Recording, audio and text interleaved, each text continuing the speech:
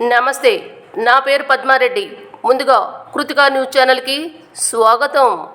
నిజాలు తెలుసుకొని మాట్లాడు లోకేష్. మీ ఇంట్లోనూ ఆడబిడ్డలు ఉంటారు. బండి భగీరథ ఫోక్స్ కేసు వ్యాఖ్యలపై లోకేష్కు ఆర్ఎస్ ప్రవీణ్ కుమార్ కౌంటర్. కేంద్ర మంత్రి బండి సంజయ్ తన కొడుకును పోలీసులకు అప్పగించడాన్ని సమర్థిస్తూ ఏపీ మంత్రి నారా లోకేష్ చేసిన వ్యాఖ్యలు తెలంగాణ రాజకీయాల్లో హాట్ టాపిక్గా మారాయి. లోకేష్ కామెంట్స్పై బీఆర్ఎస్ సీనియర్ నేత doctor RS Praveen Kumar X వేదికగా తీవ్ర స్థాయిలో స్పందించారు. ఫోక్స్ కేసులో దయచేసి పూర్తి నిజాలు తెలుసుకొని మాట్లాడు లోకేష్ అంటూ చురుకులంటించారు. ఆడబిడ్డపై ఏడాది పాటు వేధింపులు. మీ ఇంట్లో కూడా ఆడబిడ్డలు ఉంటారు. ఆడబిడ్డపై ఏడాది పాటు వేధింపులు, అత్యాచార యత్నాలు జరిగినట్లు ఆరోపణలు ఉన్నాయి. ఇవన్నీ తండ్రికి తెలియకుండానే జరిగి ఉంటాయా? 2023లో తోటి విద్యార్థులను చితకబాదితే ఇదే సంజయ్ గారు తన కొడుకును వెనకేసుకు రాలేదా అని లోకేష్కు ఆర్ఎస్ ప్రవీణ్ కుమార్ సూటుగా ప్రశ్నించారు. 9 రోజులు బీఆర్ఎస్ పోరాటం వల్లే లొంగుబాటు. బండి సంజయ్ తన కొడుకును పోలీసులకు అప్పగించింది నిజమే అయినప్పటికీ ఆ పని మొదటి రోజే ఎందుకు చేయలేదని ఆర్ఎస్పీ నిలదీశారు.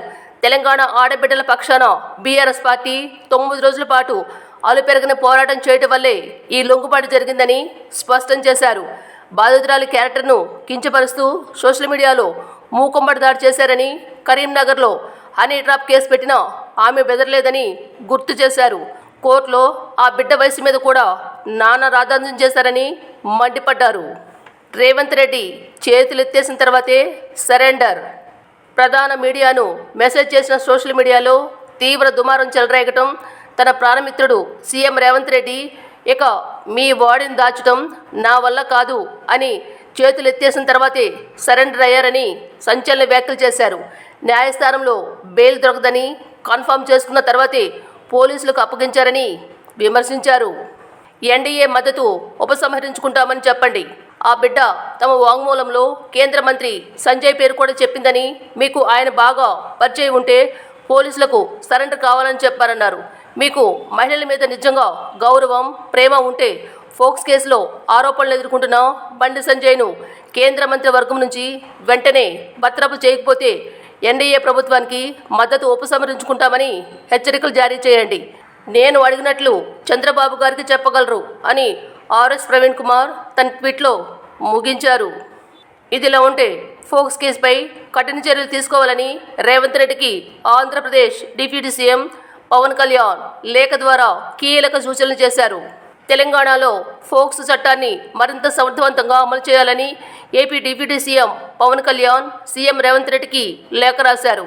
ఫోక్స్ కేసుల్లో వేగంగా దర్యాప్తు, బాధితులకు రక్షణ, సాక్ష్యాల భద్రత, ప్రత్యేక మానిటరింగ్ వ్యవస్థ ఏర్పాటు వంటి కీలక సూచనలు చేశారు. ఫోక్స్ కేసుల్లో కఠిన చర్యలు, బెయిల్ విషయాల్లో జాగ్రత్తలు, నిందితులపై రౌడీ షీట్లు, పాఠశాలలు, ప్రార్థనా మందిరాల్లో భద్రత ప్రోటోకాల్స్ అమలు చేయాలని కోరుతూ 30 రోజుల్లో కార్యాచరణ నివేదిక ఇవ్వాలని విజ్ఞప్తి చేశారు. తెలంగాణలో షాబాద్ ఫోక్స్ కేసు, 6 హత్య కేసులు, నిందితుడి ఆత్మహత్య వంటి సంచలనం రేపిన ఘటనల నేపథ్యంలో ఆంధ్రప్రదేశ్ ఉప ముఖ్యమంత్రి, జనసేన పార్టీ అధ్యక్షుడు పవన్ కళ్యాణ్ స్పందించారు. ఈ సందర్భంగా తెలంగాణ ముఖ్యమంత్రి రేవంత్ రెడ్డికి కీలక లేఖ రాశారు. పిల్లలపై లైంగిక నేరాల విచారణ రూపొందించిన ఫోక్స్ చట్టాన్ని మరింత కఠినంగా అమలు చేయాలని కోరుతూ పలు కీలక సూచనలు చేశారు. ప్రతి చిన్నారికి భద్రత, గౌరవం, న్యాయం అందించడం ప్రభుత్వాల రాజ్యాంగబద్ధ బాధ్యతని లేఖలో పవన్ కళ్యాణ్ పేర్కొన్నారు. ఫోక్స్ కేసుల్లో దర్యాప్తు వేగవంతం పూర్తి కావాలని, బాధితులకు పూర్తిస్థాయి రక్షణ కల్పించాలని, సాక్ష్యాలను శాస్త్రీయంగా భద్రపరచాలని పవన్ కళ్యాణ్ సూచించారు. సుప్రీంకోర్టు కూడా ఫోక్స్ కేసులకు అత్యంత ప్రాధాన్యం ఇవ్వాలని పలు సందర్భాల్లో స్పష్టం చేసిన విషయాన్ని ఈ సందర్భంగా జనసేన గుర్తు చేశారు. హైదరాబాద్లో లంగర్ హౌస్ పోలీస్ స్టేషన్లో 2023లో నమోదైన ఒక ఫోక్స్ కేసును లేఖలో పవన్ కళ్యాణ్ ప్రస్తావించారు. ఆ కేసులో ఆరోపణలు ఎదుర్కొంటున్న వ్యక్తి ఇప్పటికీ ఆధ్యాత్మిక బాధ్యతలు నిర్వహిస్తున్నారని, ప్రజల విశ్వాసం ఉన్న సంస్థల్లో చట్టపరమైన చర్యలు పూర్తయ్యే వరకు తగిన జాగ్రత్తలు తీసుకోవాల్సిన అవసరం ఉందని ఆయన అభిప్రాయం వ్యక్తం చేశారు. అదే సమయంలో ఇటీవల రంగారెడ్డి జిల్లా షాబాద్లో జరిగిన 6 హత్యల ఘటనలు కూడా పవన్ కళ్యాణ్ ఉదాహరణగా ప్రస్తావించారు.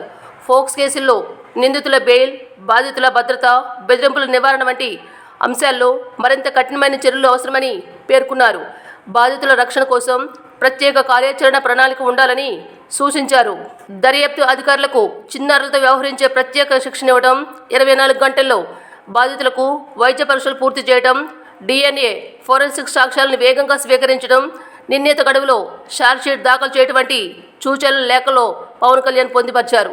ప్రతి జిల్లాలో ఫోక్స్ కేసు పర్యవేక్షణ కోసం ప్రత్యేక మానిటరింగ్ సెల్ ఏర్పాటు చేయాలని కూడా సూచించారు.